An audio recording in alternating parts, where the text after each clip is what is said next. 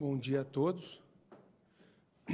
Eu cumprimento os eminentes magistrados da primeira região, em nome do desembargador Souza Prudente, que preside a mesa desta manhã. É para mim uma grande honra estar aqui, mais uma vez, na Escola da Magistratura Federal da primeira região. Já há algum tempo, o desembargador Souza Prudente me outorgou o título de professor emérito desta escola. Eu tenho muita honra por isso, e desde há mais de 10 anos eu venho participando de eventos aqui, inclusive aqui neste prédio. Eu já estive aqui em outras ocasiões. É, portanto, uma grande satisfação estar aqui, e desta vez ao lado do professor Sérgio Arenharte, do professor Edilson Vitorelli e da professora Paula Pessoa.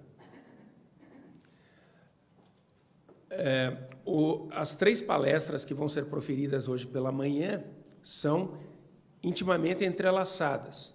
A minha tem como título Técnica Processual e Tutela dos Direitos. A do professor Sérgio Arenharte tratará do processo estrutural, e a palestra do professor Edilson Vitorelli, na sequência, tratará do processo estrutural na moldura do devido processo legal coletivo. Todas essas palestras, portanto, são encadeadas. E é correto começar falando, portanto, na relação entre a técnica processual e a tutela dos direitos. Falar de técnica processual e tutela dos direitos pode parecer algo inexpressivo, porque pode sugerir algo óbvio, não é?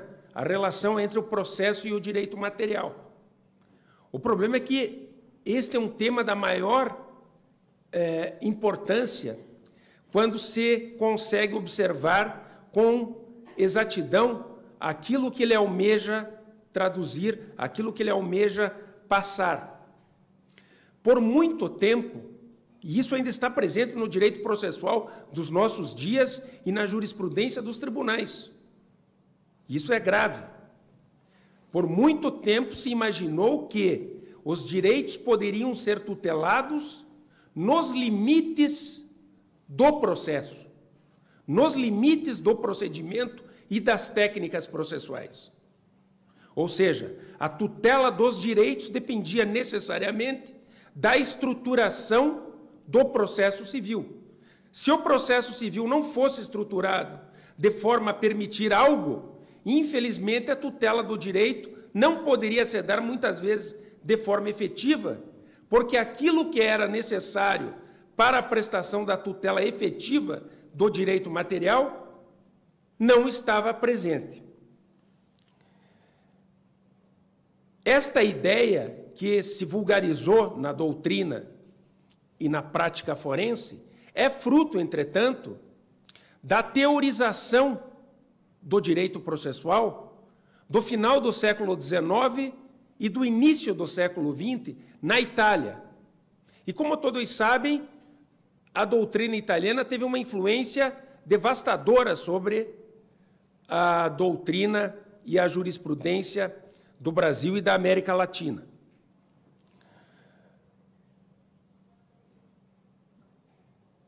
A doutrina italiana fez questão e estava muito preocupada em separar o direito processual do direito material. Na verdade, estava muito preocupada em impedir que o direito material pudesse manchar com as suas tintas a pureza do direito processual. O direito processual, na verdade, antes de tudo, buscava se estruturar enquanto ciência autônoma. E é por isso que, naquele momento, buscava a sua neutralidade em relação ao direito substancial. É por esse motivo que o conceito de ação, por exemplo, Nada tem a ver com o direito substancial. É também por esse motivo que as sentenças da classificação trinária, até hoje utilizada por todos, declaratória, constitutiva e condenatória,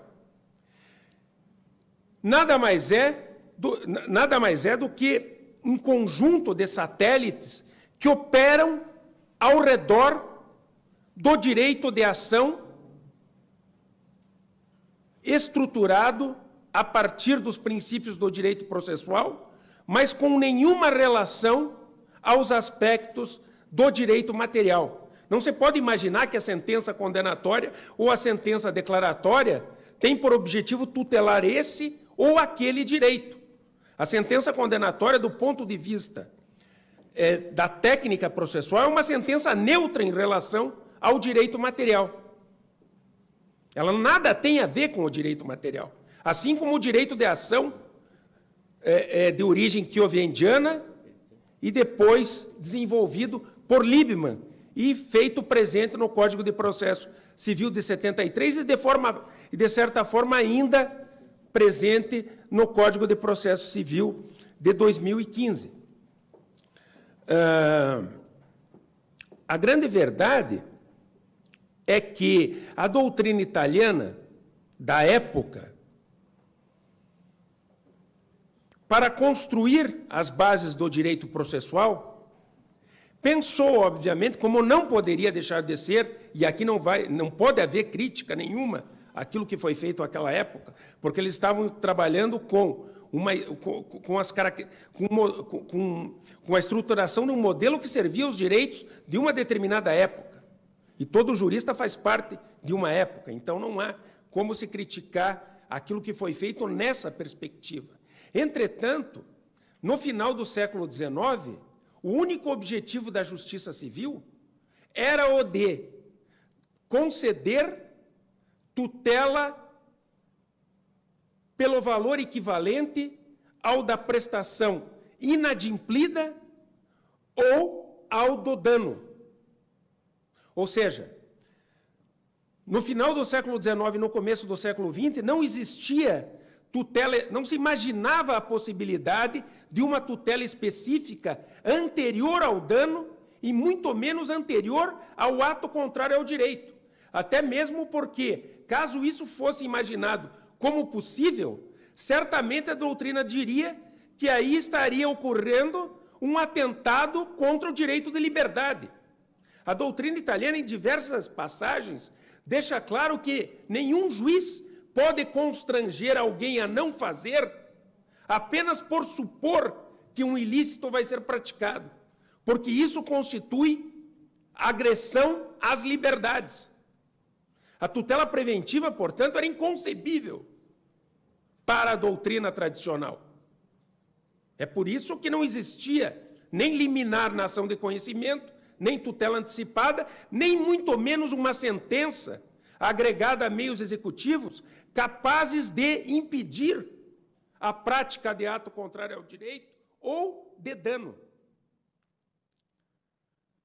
Nem mesmo pensava-se na época em tutela ressarcitória na forma específica, ou tutela do adimplemento na forma específica. Embora todos saibam, e naquela época já soubessem, que a reparação do dano é, antes de tudo, a eliminação do estrago provocado pelo fato danoso, e não o pagamento de dinheiro. Quem transformou ressarcimento em pagamento de dinheiro foi também a doutrina processual despreocupada em garantir ao jurisdicionado a tutela específica do direito.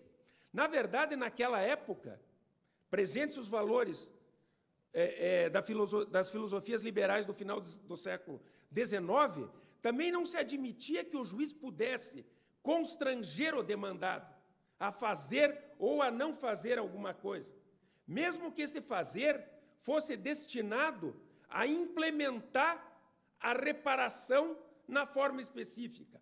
Por exemplo, um fazer necessário para a reparação in natura. Isso era inconcebível na época. Um juiz não pode obrigar aquele que praticou um dano a fazer alguma coisa contra a sua vontade. Isso entraria em choque contra os valores de liberdade.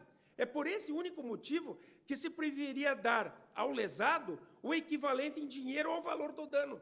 Já que eu não posso obrigá-lo a fazer para reparar, cabe a você requerer apenas o equivalente monetário ao dano por ele acarretado. Da mesma forma, em relação ao inadimplemento de prestação obrigacional. Eu não posso, o juiz da época não podia obrigar alguém a cumprir uma prestação. Né? Como todos sabem. O que era possível apenas era garantir ao credor a obtenção do valor equivalente ao da prestação inadimplida. Em outras palavras, nós precisávamos de uma ação de conhecimento, que podia demorar um bom tempo, porque não precisava de liminar, que desembocasse numa sentença que condenasse a pagar dinheiro e que, portanto, fosse executada via expropriação, penhora e expropriação para a transformação do bem em dinheiro. É isso que era o suficiente. Sucede que o direito processual teve e ainda tem dificuldade para acompanhar as necessidades do direito material, inclusive as postas e reveladas pela Constituição. Esse é o grande problema.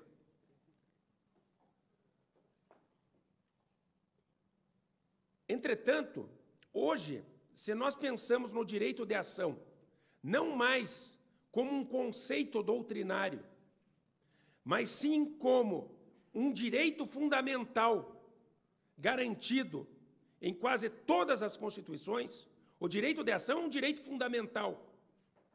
É um direito fundamental à tutela jurisdicional efetiva. E, por conta disso, como todo direito fundamental, incide sobre o legislador e, portanto, sobre a estrutura normativa do processo e sobre o juiz, que é aquele que decide a partir da estrutura normativa que serve ao direito de ação. Eu quero dizer com isso que o legislador é obrigado a instituir as técnicas processuais capazes de permitir e garantir as tutelas prometidas pela Constituição e pelo direito substancial. O processo civil não existe por si só, nem o Código de Processo Civil. O Código de Processo Civil, sim, pode ser omisso. Quando ele não viabiliza a outorga da tutela efetiva do direito substancial, ele é omisso, porque ele não tem uma técnica processual que deveria ser instituída como reflexo do dever normativo do legislador de proteger o direito fundamental de ação. O legislador tem dever de proteger o direito fundamental de ação, como a qualquer outro direito fundamental, como o direito fundamental do consumidor, o direito fundamental ao meio ambiente e assim por diante. Mas aqui o que nos importa é o direito de ação. O legislador tem o dever de estruturar técnicas capazes de permitir o alcance das tutelas prometidas pelo direito substancial e pela Constituição. É claro que o legislador muitas vezes pode se omitir, e o juiz vai corrigir essa omissão. Claro, mediante um raciocínio sofisticado, capaz de demonstrar a omissão em face do direito que se requer tutela, em face das necessidades do caso concreto e da completa falta de técnica processual para a outorga da efetividade da tutela do direito material.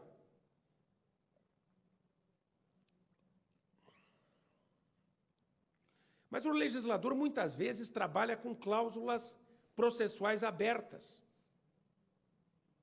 Por exemplo, o artigo 536 do Código de Processo Civil, que é o descendente do artigo 461 do Código de 73. E também tem relação íntima, porque é quase igual, ao artigo 84 do Código de Defesa do Consumidor. Esses três artigos estão presentes numa cláusula que dá ao juiz o poder de ordenar, sob pena de multa, ou se valer de qualquer técnica processual executiva capaz de viabilizar a tutela específica mediante a imposição de fazer, não fazer ou entrega de coisa. Está escrito no artigo 536, completado pelo artigo 537, que trata da multa, e 538, que trata da obrigação de entrega de coisa. Isso também está claro no artigo 84 do CDC, que seria, então, a regra que diz respeito à tutela específica dos direitos coletivos, já que a norma do artigo 84 está inserida no sistema de proteção dos direitos difusos, coletivos e individuais homogêneos. O direito de ação, portanto, hoje não é simplesmente o direito à resolução do mérito. O direito de ação não é o direito a uma sentença. O direito de ação é o direito às técnicas processuais idôneas à obtenção da tutela prometida pelo direito material e reconhecida pelo juiz. É por isso que o direito de ação não se exaure com a sentença. Porque a sentença não presta a tutela do direito. O direito de ação caminha avante, caminhando mediante as técnicas executivas capazes de implementar o ditado da sentença, garantindo realmente a tutela do direito material. Porque tutela, como todos sabem, é muito mais execução do que declaração. É muito mais a execução da sentença do que a declaração. Portanto, a velha teoria de Liebman, direito de ação é direito à sentença de mérito, há muito, está ultrapassada, porque nada diz para quem está preocupado com o direito fundamental de ação. Mas se eu estou preocupado com essa separação entre técnica e tutela do direito, exatamente porque o direito fundamental de ação exige técnicas processuais idôneas, o fato é que não basta eu pensar o processo olhando apenas para o tecido normativo processual. Engana-se aquele que imagina que estudar direito processual é o mesmo do que estudar as regras do Código de Processo Civil. Engana-se redondamente. E muito pouco poderá fazer só com isso. Já que a técnica processual não é suficiente para a tutela dos direitos, porque em alguns casos pode inviabilizá-la, e se é certo que a tutela do direito material e, portanto, o direito substancial precisa de técnicas processuais idôneas, não há outra alternativa a não ser pensar o processo a partir das tutelas do direito material. Antes eu tenho que individualizar as tutelas prometidas pelo direito substancial que dependem de sentença, para depois pensar nas técnicas processuais. Obrigado. Então vamos lá. Vamos tentar imaginar as 4 principais formas de tutela do direito material que dependem de técnica processual. A primeira e a mais importante delas, até por uma ordem cronológica, por uma ordem lógica que permita haver as necessidades do direito substancial. Qual que é a primeira necessidade que tem o jurisdicionado a partir do direito substancial? Ele tem a necessidade de uma forma de tutela, de proteção, que impeça a prática do ato contrário ao direito. Uma tutela contra o ato contrário ao direito. E quando eu falo em ato contrário ao direito, eu falo de um ilícito civil que não se confunde com o ilícito tradicional qualificado de civil. Porque para o direito civil contemporâneo, que ainda vigora no Brasil, não vamos falar contemporâneo, vamos excluir contemporâneo. Para o direito civil, que de certa forma ainda vigora no Brasil, ilícito civil é sinônimo de fato danoso. Ilícito civil é sinônimo de fato danoso. É curioso. Por que ilícito civil é sinônimo de fato danoso? Porque, como o Código de Processo Civil só viabilizava tutela contra o ilícito civil que ocasionasse dano, não haveria razão para se pensar num ilícito civil que não fosse danoso. Se a função do Código de Processo Civil é outorgar ressarcimento pelo dano, em virtude de que os direitos são prevalentemente patrimoniais, e, portanto, bastaria a concessão de tutela pelo equivalente ao valor do dano, não há razão para eu pensar numa tutela final contra o ilícito. Final, não estou falando de tutela liminar, cautelar, nem antecipada. Uma tutela final contra o ilícito que não fosse uma tutela reparatória. Ou seja, o direito civil, de certa forma, fez uma indevida associação entre as categorias da ilicitude e da responsabilidade civil, fazendo com que o processualista imaginasse que a única forma de tutela contra o ilícito civil seria a tutela que reconhece a responsabilidade civil e imputa a sanção ressarcitória pelo equivalente ao valor do dano. Entretanto, ilícito civil não se confunde com o ilícito danoso, até porque o dano é uma consequência eventual do ato contrário ao direito.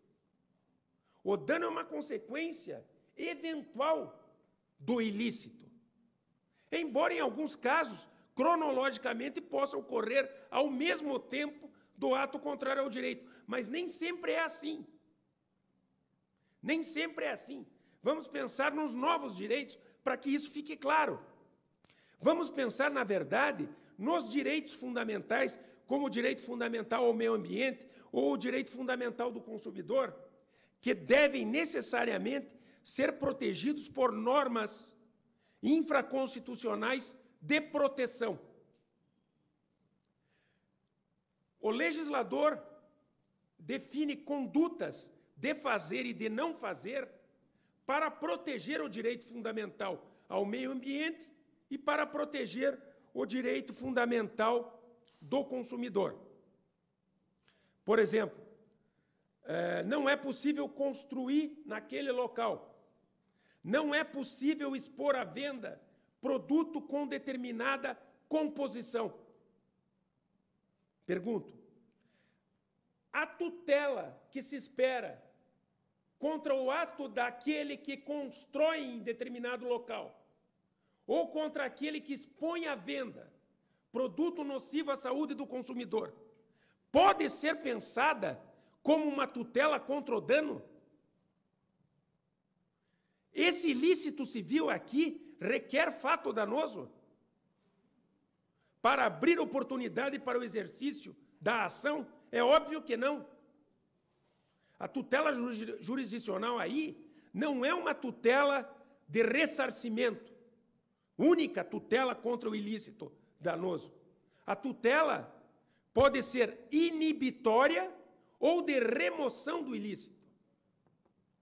Eu tenho o direito a obter, como tutela autônoma e final, a tutela que impeça a prática de ato contrário ao direito, independentemente da sua consequência, que não é objeto da cognição do juiz e da prova no processo. Se, por exemplo, o Ministério Público deseja evitar a prática de um ato contrário ao direito e, para isso, propõe uma ação civil pública, deseja evitar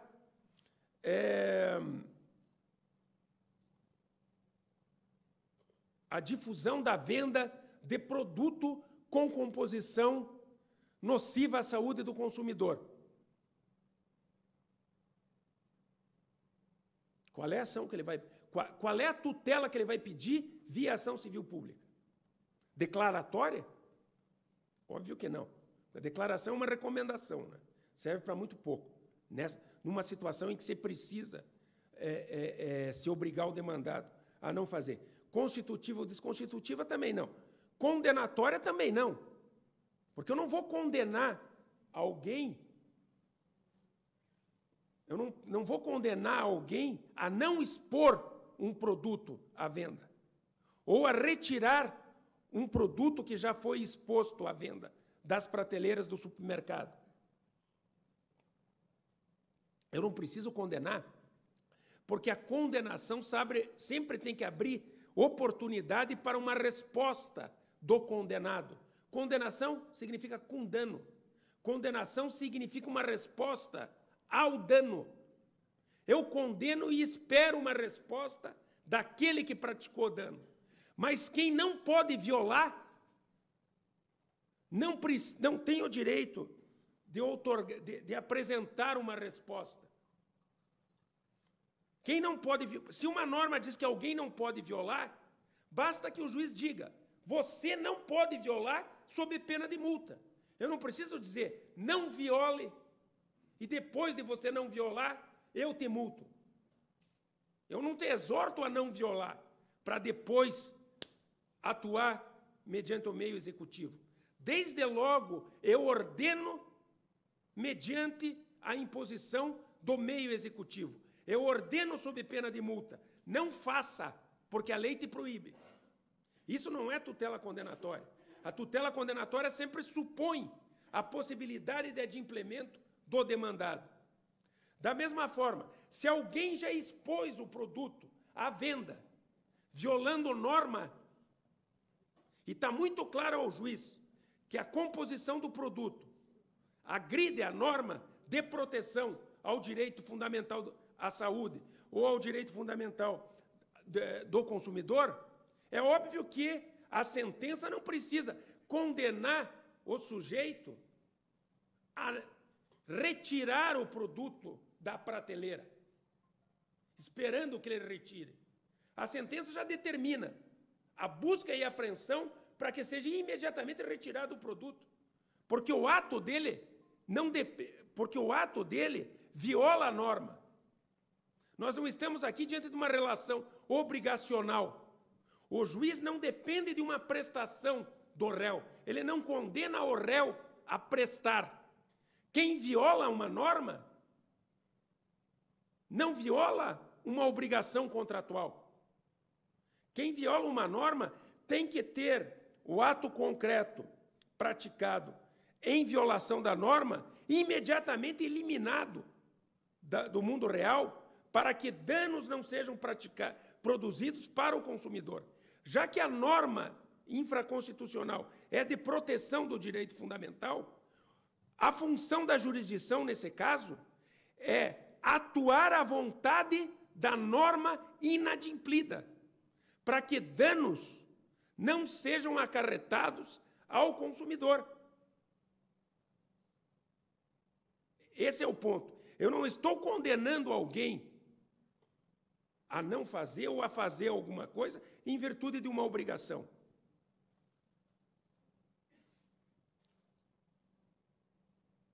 Na verdade, aí a jurisdição está atuando em proteção da própria norma. É interessante, é uma tutela que, antes de tudo, atua à vontade da norma.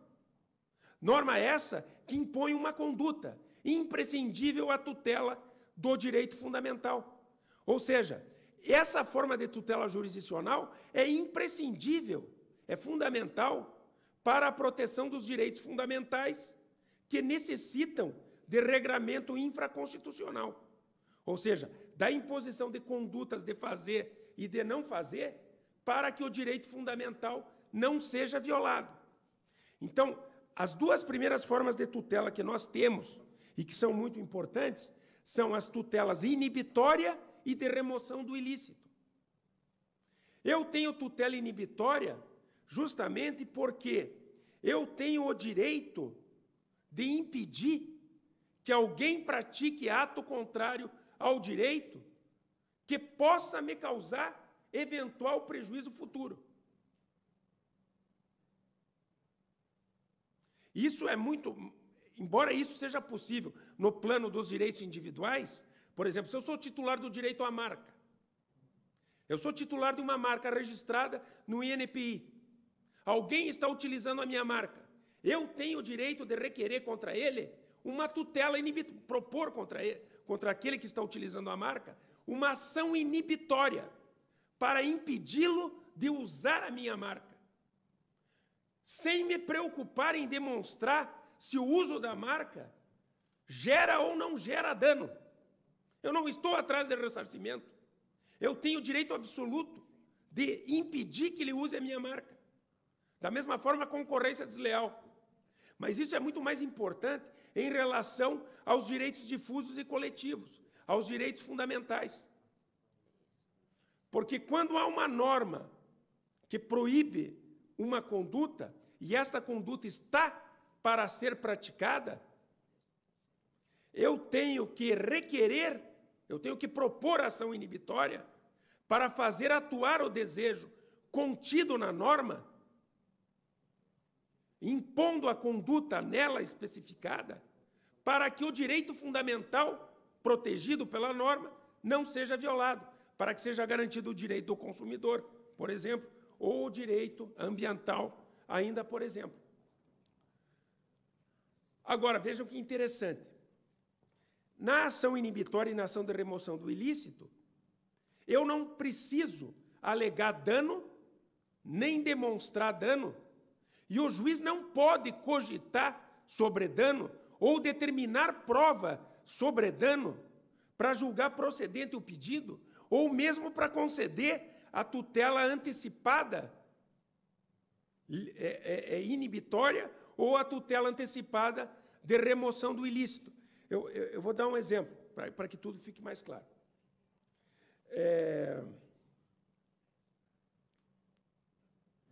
Na realidade, ainda hoje, por falta de compreensão do significado de tutela inibitória e de tutela de remoção do ilícito, é muito frequente nós vermos ações civis públicas, propostas até mesmo pelo Ministério Público, em que se requer tutela antecipada de busca e apreensão de um produto nocivo à saúde do consumidor,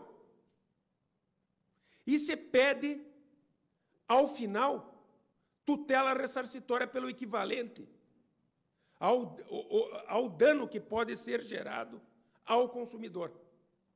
Como se a tutela de remoção do ilícito ou a tutela inibitória fosse sempre uma tutela provisória, uma tutela antecipada.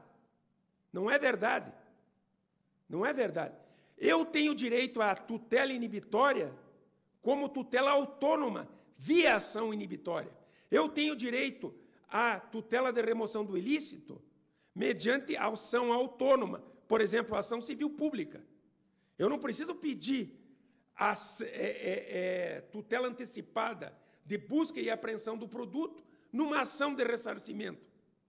Por que que eu faço? Por que que, na verdade, ainda se faz isso? Na verdade, ainda se faz isso porque quem propõe a ação não consegue raciocinar que está trabalhando para remover os efeitos concretos de um ato contrário ao direito, e não trabalhando para evitar um dano ao consumidor em virtude da prática do ato ilícito. Aí ainda há o problema da confusão entre ilícito e dano. O Ministério Público imagina que a tutela de busca e apreensão é só uma tutela liminar. Por quê? Porque ele imagina que a tutela tem por objetivo impedir que danos sejam gerados ao público consumidor. Que ele só pode propor ação civil pública para que o público consumidor não tenha os seus direitos violados. É por isso. Então, a liminar de remoção do ilícito, a tutela de remoção do ilícito, aliás, seria uma liminar porque garantiria apenas que o público ou consumidor não sofreria dano. O problema é que dano aqui não importa. Eu não preciso alegar probabilidade de dano para obter uma tutela de remoção do ilícito. Nem muito menos uma tutela provisória de remoção do ilícito. Se eu quero uma tutela provisória de remoção do ilícito, basta que eu alegue que foi praticado um ato contrário ao direito e evidencie, na medida do possível, ainda que mediante cognição sumária, que foi praticado um ato contrário ao direito. Eu não tenho que alegar que desse ato contrário ao direito podem decorrer danos. O dano não importa aqui, porque a tutela é contra o ilícito. A tutela não é contra o dano.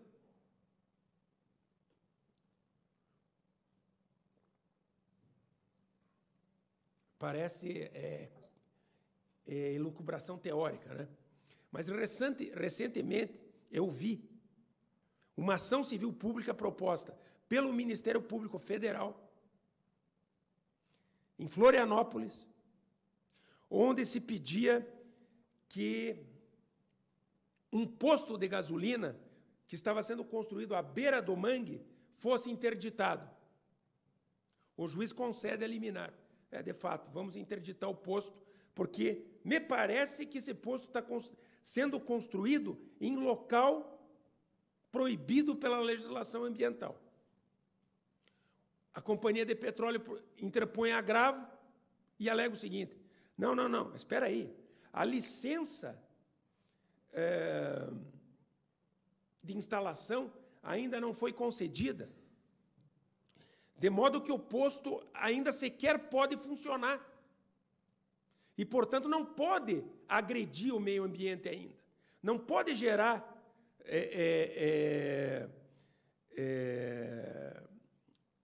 poluição ambiental e assim por diante, e, portanto, não pode produzir danos ao meio ambiente.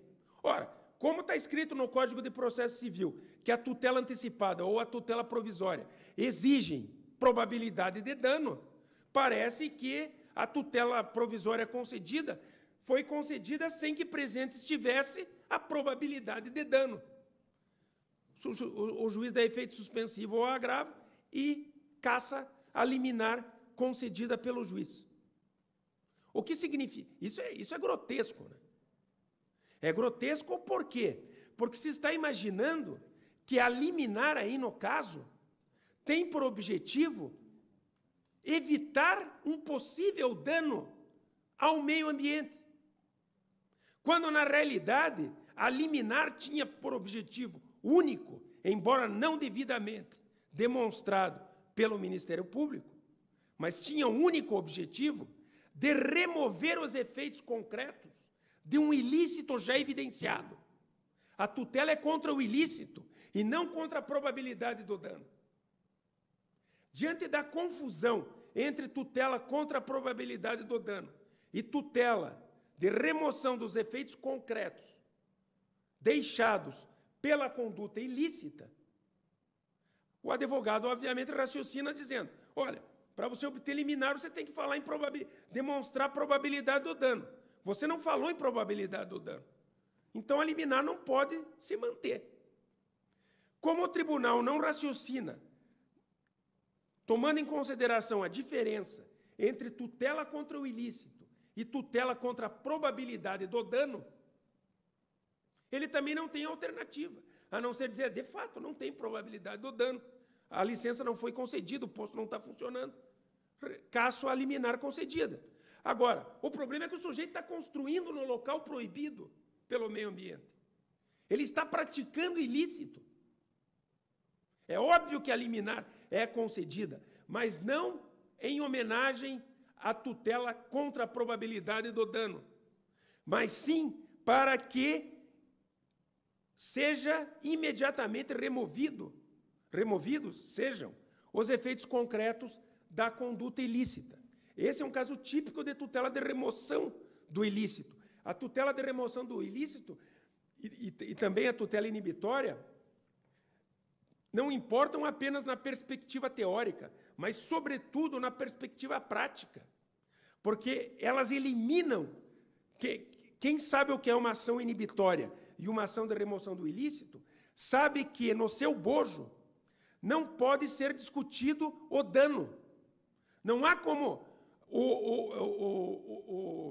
o Ministério Público, ou o juiz, ou o advogado do autor, caírem na argumentação do advogado do demandado, afinal, ele está ali para defender a parte, mas a argumentação do demandado será a de que não há probabilidade de dano.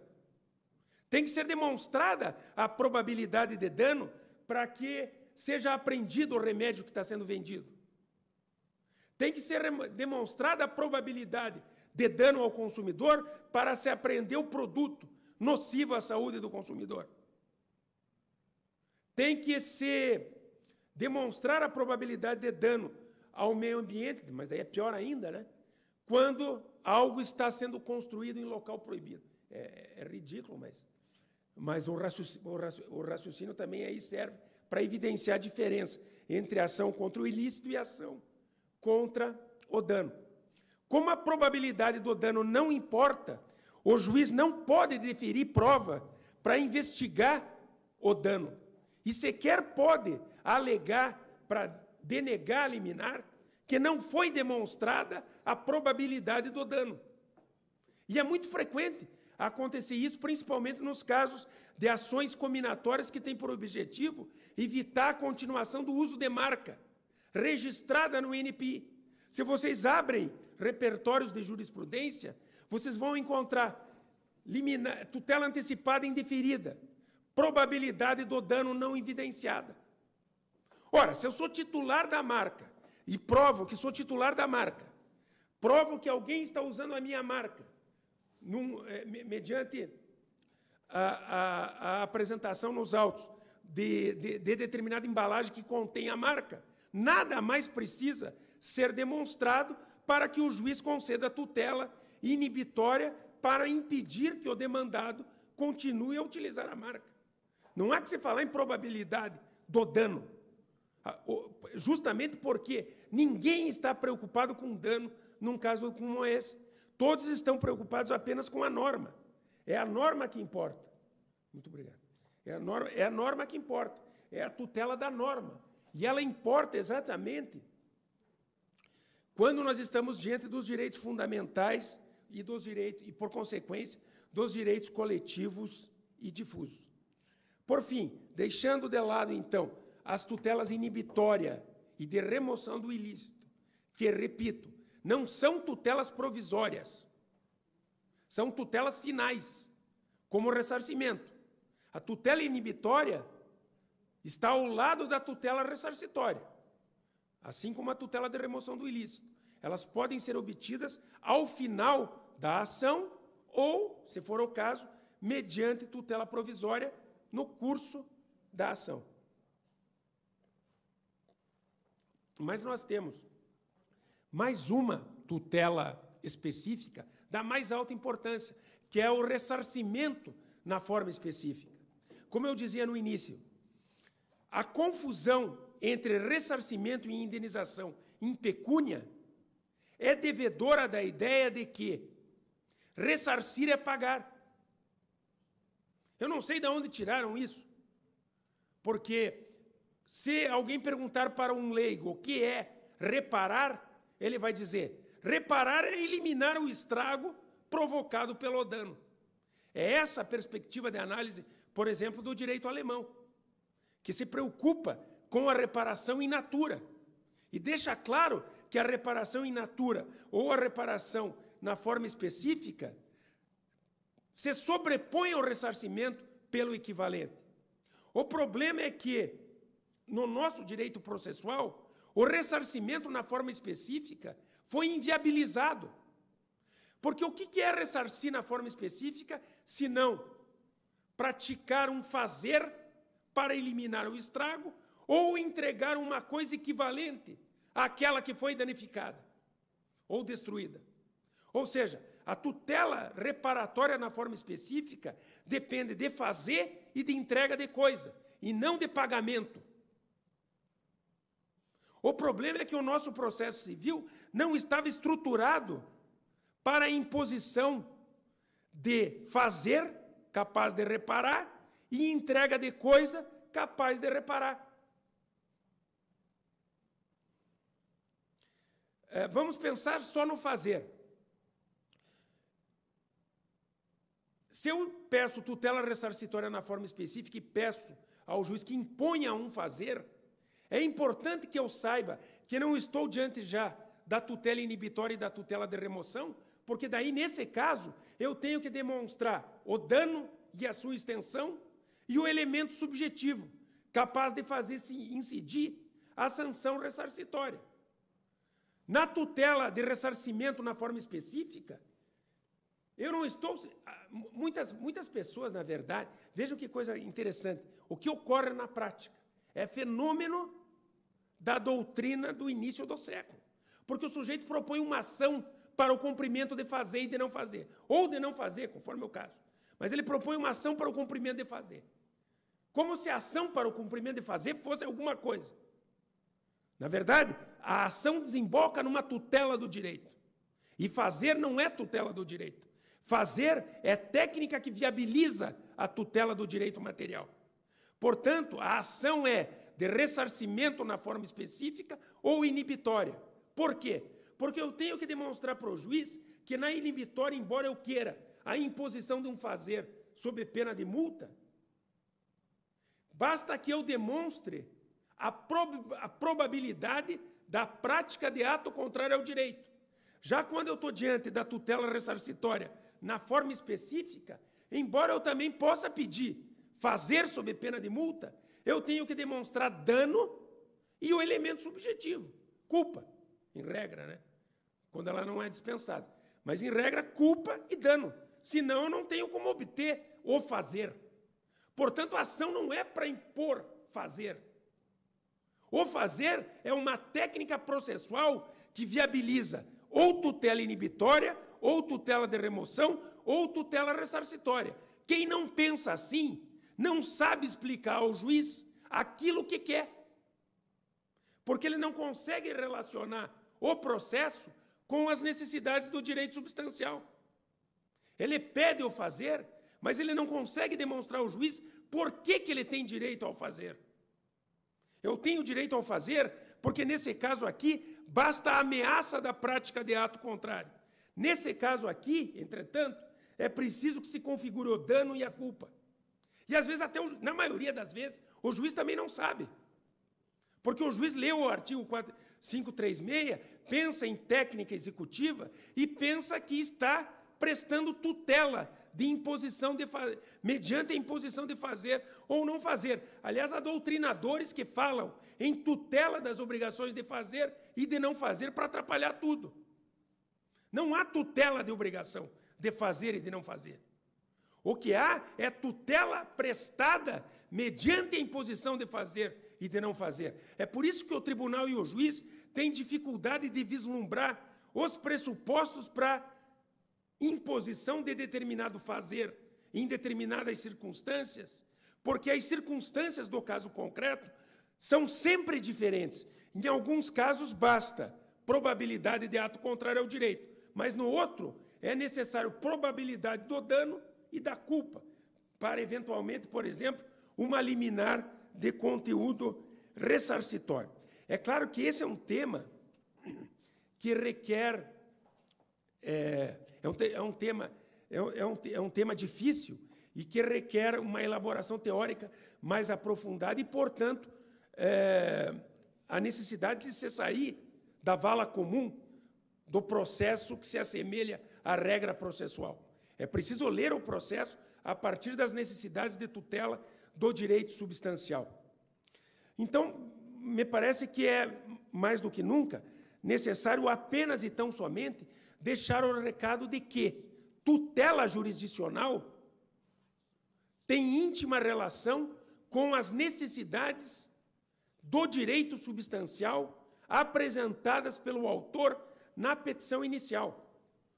Tutela jurisdicional não é sinônimo de técnica processual. A técnica processual está a serviço da tutela. A condenação é uma técnica a serviço da tutela. O mandamento é uma técnica a serviço da tutela. A busca e a apreensão, a mesma coisa. São apenas técnicas executivas a serviço da prestação da tutela do direito substancial.